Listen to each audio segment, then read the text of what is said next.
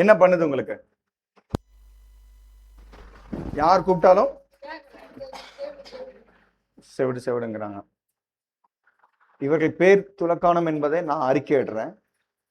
இவர்களுக்கு வேற யார் எந்த பெயர் சொன்னாலும் அது பொய்யாய் போகட்டும். இனி செவிடா இவர்களை அழைக்கப்படுவதில்லை.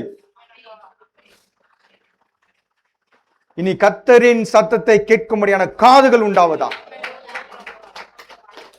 I speak in the name of Jesus. நம்முடைய ஆவி, ஆத்மா, சரீரம் முற்றிலும் பரிசுத்தமாக்கப்படுவதாக. இயேசு கிறிஸ்துவின் நாமத்தினுடைய சரீரத்தை ஆசீர்வதிக்கிறேன். இவர்கள் குடும்பத்தை ஆசீர்வதிக்கிறேன். இவர்கள் மனதுக்குள்ளாக சமாதானம் உண்டாவதாக.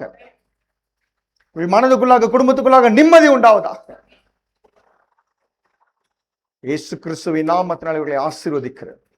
இவர்கள் காது கேட்டபடினால் உமக்கு நன்றி. நீ தெளிவாய் இவருடைய காதுகள் கேட்பதாக. இயேசு கிறிஸ்துவின் நாமத்தில் பிதாவே, ஆமென். சமாதானம். நல்லா இருக்கீங்களா? நீங்க